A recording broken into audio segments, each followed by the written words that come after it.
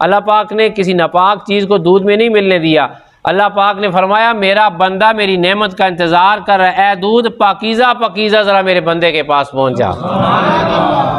نحمدہ ونصلی ونسلم علی رسولہ الکریم، اما بعد فاعوذ باللہ من الشیطان الرجیم، بسم اللہ الرحمن الرحیم۔ اللہم صلی علی سیدنا و مولانا محمد وعلی آل سیدنا و مولانا محمد وبارک وسلم وصلی علیہ۔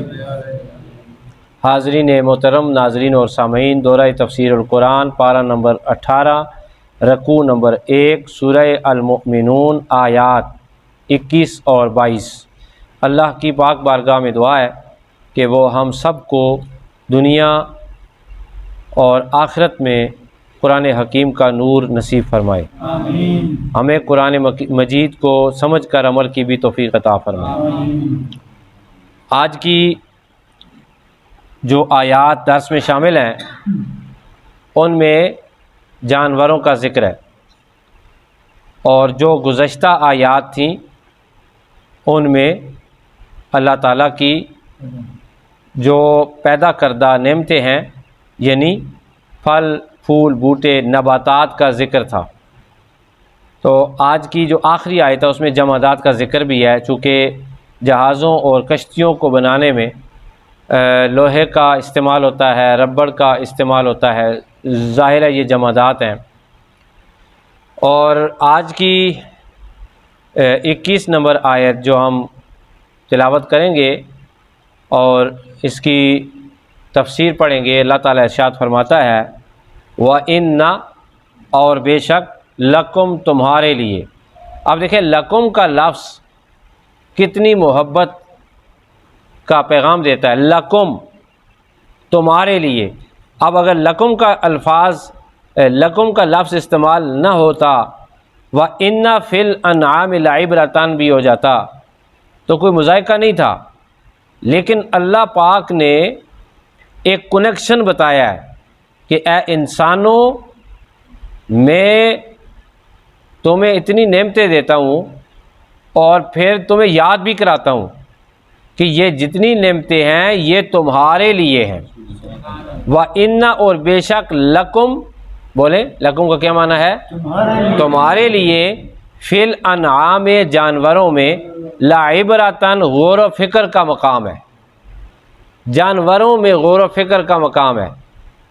میرے پیارے دوستو، آپ سب زو جاتے ہو، چڑیا گھر جاتے ہو نا؟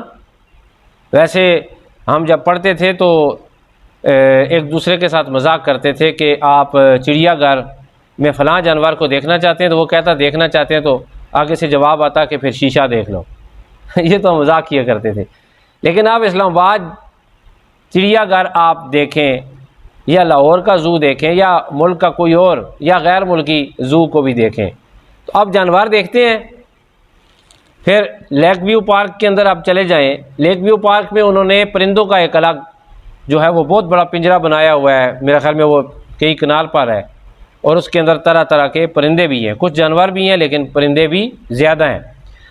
آپ نے غور سے دیکھنا ہے، یا کبھی ٹیلی ویژن پر نظر آئے یا کبھی جاؤ لائیو آپ کو نظر آئے کہ زرافہ ایک الگ شیپ کا ہے، اونٹ کی الگ شکل ہے، اور بیل کی الگ شکل ہے، خرگوش کی الگ شکل ہے، گدھے اور گھوڑے کی الگ الگ شکلیں ہیں، اور سارے جتنے بھی جانور ہیں بے شمار، لگڑ بگڑ دیکھ لیں، کنگرو دیکھ لیں، اسے کنگرو کہتے ہیں، کنگرو کہتے ہیں، ہاں کینگروز کو دیکھ لیں آپ۔ مختلف جانوروں کو جس وقت آپ دیکھتے ہیں تو آپ کے دل میں یہ خیال ضرور آنا چاہیے کہ ہر جانور کا انداز الگ، ہر جانور کی بولی الگ، ہر جانور کی خوراک الگ، ہر جانور کا حسن الگ، ہر جانور کا روب الگ، ہر جانور کا ٹھکانہ الگ، ہر جانور اپنے الگ موسم میں رہتا ہے۔ اے الہ العالمین، تیرے قدرت کی کیا ہی کمال نشانی ہے۔ اللہ فرماتا ہے وَإِنَّ لَكُمْ فِي الْأَنْعَامِ لَعِبْرَةً، اور بے شک تمہارے لیے جانوروں میں غور و فکر کا مقام ہے، یعنی عبرت ہے۔ اچھا، ایک تو ہم نے جانوروں کو دیکھا اور عبرت حاصل کی، اللہ کی قدرت کی نشانیوں کو دیکھ کر اپنے خدا کی یاد کو دل اور دماغ میں سمویا، خدا کی عظمت کو مزید وسعت دی اپنے دماغ میں کہ اے الہ العالمین تو کتنا عظیم ہے، ہمارا دماغ وہاں تک نہیں پہنچ سکتا، تیری مخلوق کتنی عظیم ہے، تو خود کتنا عظیم ہے، ہم اس کا احاطہ نہیں کر سکتے۔ بس یہی کہتے ہیں سبحان اللہ۔ سبحان اللہ، کیا کہتے ہیں؟ اللہ پاک ہے، سبحان ربی العظیم، اللہ تعالیٰ عظیم ہے، اللہ پاک ہے اور عظیم ہے، سبحان ربی الاعلیٰ، پاک ہے رب جو کہ اعلیٰ ہے، بلند ہے۔ اب دیکھیں آیت کا دوسرا حصہ، نسقیکم ہم پلاتے ہیں تمہیں، ہم کون کہہ رہا ہے؟ رب کہہ رہا ہے، ہم پلاتے ہیں تمہیں، مما فی بطونہا، اس دودھ سے جو ان کے شکموں میں ہے، ہم پلاتے ہیں تمہیں اس دودھ سے جو ان کے شکموں میں ہے۔ اب دیکھیں یار، دودھ کی طرف ذرا غور کریں۔ ہم تو یہ کہتے ہیں بھائی دودھ خالص ہے، بھائی خالص ہونا چاہیے، ہم کیا کہتے ہیں؟ دودھ خالص ہونا چاہیے، جس میں پانی نہیں ڈالنا چاہیے۔ ہمارا ٹریول سب اسی جگہ تک ہے۔ یہی تھوڑی سی خود غرضی آ جاتی ہے نا، بھائی میں 120 روپے دے رہا ہوں، ابھی تو 200 روپے سے زیادہ کا دودھ ہے، ٹھیک ہے، پتہ نہیں یہ زمانہ بیت جائے گا، لوگ سنیں گے، اس وقت پتہ نہیں 1000 روپے کلو ہوگا، 2000 روپے 1 لیٹر دودھ ہوا کرے گا۔ بہرحال آج جو ہم ادھر بیٹھے ہوئے ہیں تو دودھ کس طرح جی 200 روپے لیٹر ہے، 200 روپے کلو ہے۔ تو ہم صرف اتنا کہتے ہیں بھائی یہ دودھ گائے کا ہے یا بھینس کا ہے، اور پتلا کیوں ہے، اس میں پانی کیوں ڈالا ہے، یہ پانی نہیں ہے، اس میں ملائی آتی ہے نہیں آتی، یہی ہوتا ہے نا۔ بس ہمارا ٹریول یہاں پہ رک گیا۔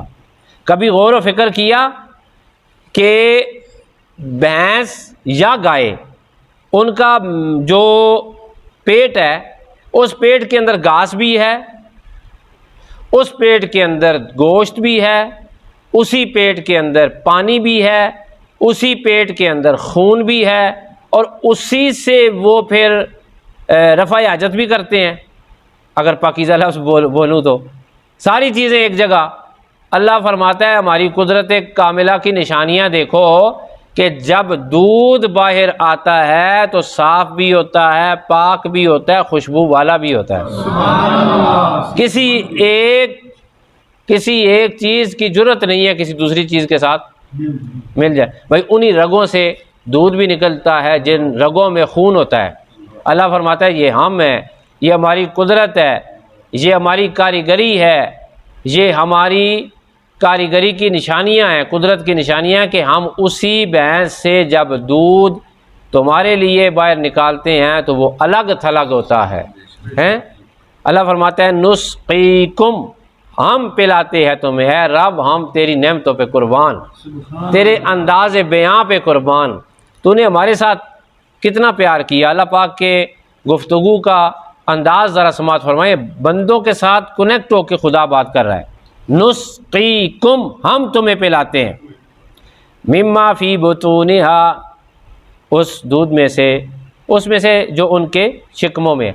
بھائی جب دودھ پئیں آپ، رات کو سب بچے دودھ پیتے ہیں، بڑے بھی پیتے ہیں، بعض اوقات لسی پیتے ہیں، تو اللہم بارک لنا فیہ وزدنا منہ جب پڑھے نا تو ساتھ غور و فکر بھی کریں کہ یہ دودھ کہاں سے ہو کے پاکیزہ رکھا ہے اللہ نے کہ میرے بندوں نے پینا ہے، اس میں ملاوٹ کسی دوسری چیز کی نہیں کی۔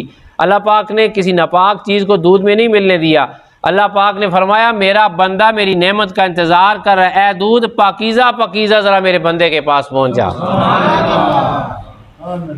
دیکھیں نا، یہ کبھی غور و فکر کرنا چاہیے، ضرور کرنا چاہیے۔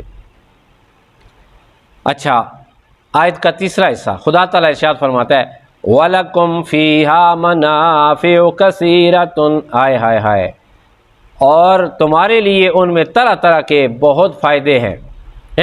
کیا فائدے ہیں جی؟ ہم ان پر کیا کرتے ہیں؟ سواری کرتے ہیں، ہم ان کے چمڑے سے جیکٹس بناتے ہیں، کمبل بناتے ہیں، اور جانوروں کی ہڈیوں سے طرح طرح کی چیزیں بنتی ہیں۔ پھر اللہ فرماتا ہے وَمِنْهَا تَأْكُلُونَ، اور انہیں تم گوشت کے طور پر کھاتے ہو۔ یار گوشت بڑے مزے کا تھا ہیں، یہ چھوٹا گوشت، چھوٹے گوشت کے پائے، بڑا گوشت کلیجی اور روسٹ اور گریلڈ کی ہوئی مچھلی جس وقت ہم کھاتے ہیں تو کبھی کبھی بھی ہم نے نہیں سوچا، ہم تو یہ سوچتے ہیں بس مزہ آ رہا ہے، مزہ آ رہا ہے جی، کھائیں گے مزہ آ رہا ہے، بس مزے لے لے کے کھاتے رہیں۔ جس رب نے مزہ دیا اس کے بارے میں کبھی ہم نے سوچا ہی نہیں۔ کبھی ایسا بھی تو آپ ایک بوٹی کو چبائیں، 100 دفعہ آپ کا دل خدا کی حمد کرے، ایک دفعہ آپ کا لقمہ دیکھ کر سن کر آپ کے کان، آنکھیں اور زبان لذت محسوس کرے، دل خدا کی یاد کی لذت محسوس کرے، ہے کہ نہیں؟ جتنی نعمتیں ہم کھاتے اور پیتے ہیں، وَمِنْهَا تَأْكُلُونَ، اور انہی کے گوشت سے تم کھاتے ہو، وَعَلَيْهَا، اور ان پر، وَعَلَى الْفُلْكِ، اور کشتیوں پر، تحملون، تمہیں سوار کیا جاتا ہے۔ آپ تو میرے خیال میں یا ہم بڑے دور ہیں اونٹوں سے، گھوڑوں سے اور ان کی سواریوں سے، لیکن اتنا بڑا اونٹ ہے، اس کے اوپر ایک کمزور سا بندہ بیٹھا ہوا ہے اور وہ اونٹ اسے لے کر اپنی منزل مقصود تک پہنچ جاتا ہے۔ رب کہتا ہے دیکھو نا، ہم نے جانور بنایا تمہارے لیے اور پھر اس سے تمہارے لیے اطاعت گزار بھی بنا دیا، یہ سر جھکا کے چلتا رہا اور تم اس کے اوپر سواری کرتے رہے۔ شکر ادا کرنے کا مقام ہوتا ہے۔ اور اگر آج آپ کے پاس سائیکل ہے، موٹر سائیکل ہے، گاڑی ہے، تو یہ بھی اللہ تعالیٰ نے ہی تمہارے قابو میں دی ہے۔ یہ مشین بھی تمہارے قابو میں اللہ کی وجہ سے ہے، اللہ کے حکم کی وجہ سے ہے، چونکہ ساری مخلوق اللہ تعالیٰ کے تابع ہے۔ اللہ پاک نے اس لوہے کو بھی حکم دیا ہے کہ میرے بندوں کو فائدہ پہنچاؤ اور میرے بندوں کے قابو میں رہو۔ وَعَلَى الْفُلْكِ تُحْمَلُونَ، اور کشتیاں، اتنا گہرا سمندر اور پھر سمندر کے سینے چیرتے ہوئے جہاز اور کشتیاں جن پر ہزاروں کی تعداد میں لوگ بیٹھتے ہیں، 12,000، 15,000، 20,000 لوگ بھی جہازوں پر سفر کرتے ہیں جو کہ بحری جہاز ہیں۔ ہواؤں میں اڑنے والے جہاز بھی خدا تعالیٰ کی اپنی قدرت کاملہ کی نشانیاں ہیں کہ اللہ پاک نے ہوا پیدا کی۔ آج ہوا اللہ ہٹا دے، آپ کا جہاز زمین پہ آ جائے گا۔ اللہ نے پانی پیدا کیا، اللہ یہ پانی خشک کر دے، آپ کا وہ جہاز بیکار ہو جائے گا۔ اللہ فرماتا ہے تم جہاں جہاں بھی میری نعمتوں سے متلذذ ہو، غور ضرور کیا کرو کہ یہ نعمتیں ہمیں اپنے سونے رب نے عطا فرمائی ہیں۔ کس نے عطا فرمائی ہیں؟ سونے رب نے عطا فرمائی ہیں۔ آج الحمدللہ ہمارا پہلا رکوع ختم ہو گیا، کل انشاءاللہ تعالی سورہ المؤمنون کا دوسرا رکوع شروع ہوگا اور انشاءاللہ دوسرا رکوع 3 دنوں میں ختم ہو رہا ہے۔ اللہ تعالیٰ کی پاکیزہ بارگاہ میں انتہائی عجز و انکساری، انتہائی ادب کے ساتھ دعا کرتے ہیں کہ اللہ تعالیٰ ہمارے دلوں میں قرآن حکیم کا نور اتارے، اللہ تعالیٰ ہماری قبروں کو اسی قرآن حکیم کے صدقے منور فرمائے، اللہ تعالیٰ ہمارے معاشر والے دن بھی آقا علیہ الصلوۃ والسلام کے سامنے جب جائیں تو ہمارے چہروں کو اس قرآن کے صدقے شرمندگی سے محفوظ فرمائے۔ وآخر دعوانا ان الحمد للہ رب العالمین۔